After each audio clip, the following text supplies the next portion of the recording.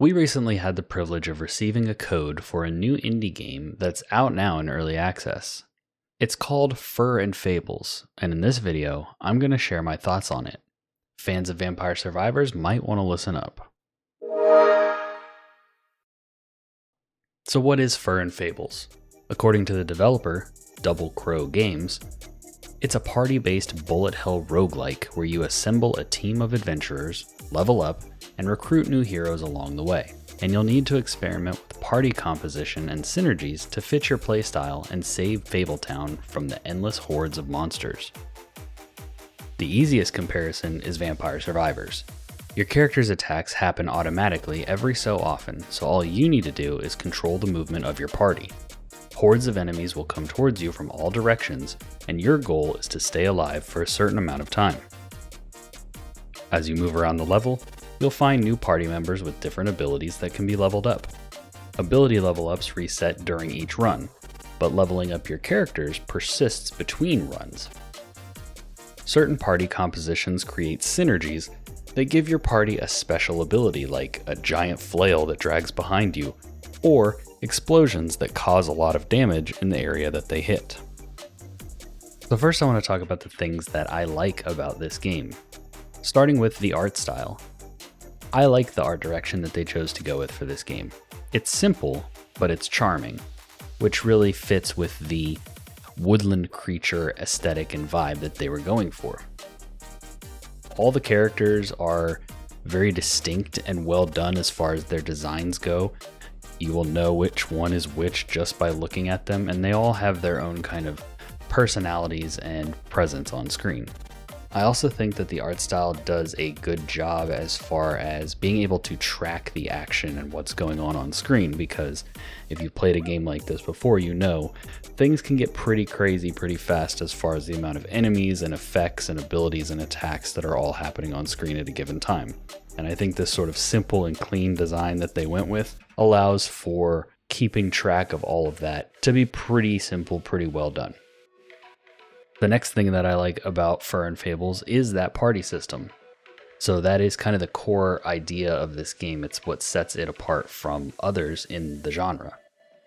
Adding party members makes your group feel more powerful, but it also makes the run more challenging in that as your party grows, it's easier for someone in the group to be taking damage because it's almost like you're playing Snake. And I feel like I'm probably aging myself with the reference to Snake, but I found that the last one or two members of my party could be gone in an instant if I wasn't paying attention. When it's just a single person maneuvering through these enemies is a lot easier than when you have to keep track of 4, 5, or 6 that are coming in there behind you as well. The game throws a ton of new members at you, so you'll never run out, which is good because if they die on a run, they're gone for good. I had a couple party members that kind of became my favorites that I just kept leveling up, and they were super powerful by the end, and I would have really hated to have seen them die.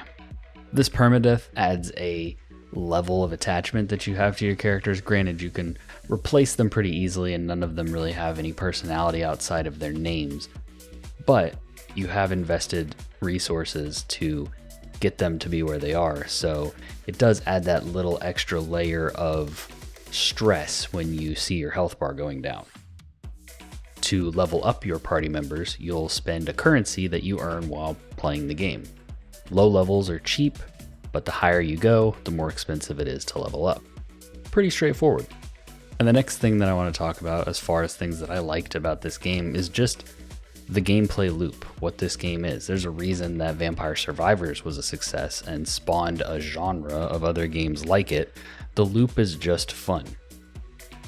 The games or the levels in Fur and Fables are rarely longer than 10 minutes, which I really appreciate. I felt like the runs in Vampire Survivors could get a little bit long in the tooth, and I appreciate the more bite-sized levels that this game provides.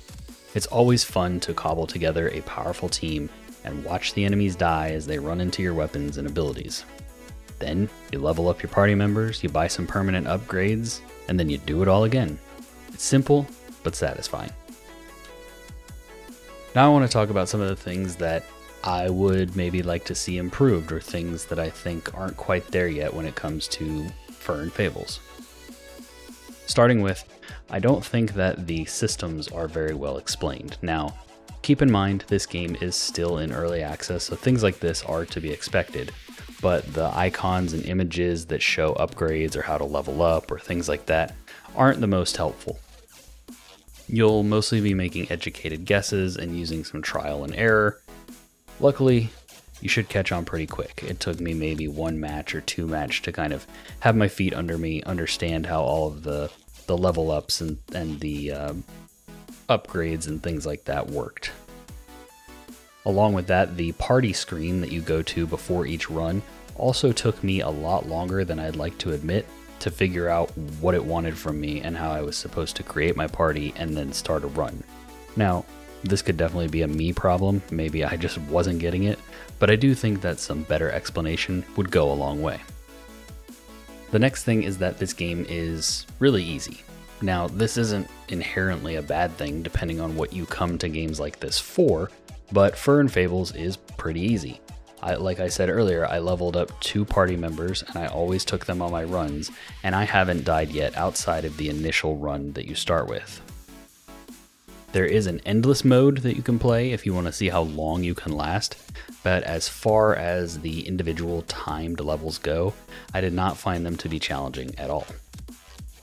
And the last thing that I wanted to mention here is that the music is charming but repetitive. I like the music, and I think it's very fitting and, like I said, charming, especially in the menus, but you'll hear it all within the first 10 to 15 minutes of the game. Now, this is a great podcast game, meaning like this is the perfect kind of game to like throw your headphones on, listen to a podcast, or have a TV show on in the background or something, so this definitely isn't a deal breaker. It's just something that I wanted to mention here. Before I wrap up this video, I did want to mention that this game is in early access, like I said before, and the developers do have a roadmap of things that they plan to add to the game over time. So, if like me, you already enjoy what's here, it's theoretically only going to get better as time goes on. If you enjoy Vampire Survivors and other games like it, I would definitely suggest giving this one a try. But what do you think? Do you want to try out Fur and Fables? Are you already playing it? Let me know what you think in the comments. If you enjoyed this video and you want to see more like it, be sure to subscribe so that you're notified whenever we release one. If you want to hear in-depth conversations about video games, check out our podcast right here on YouTube or wherever you get your podcasts on your app of choice. That's all for this video. Stay friendly, gamers.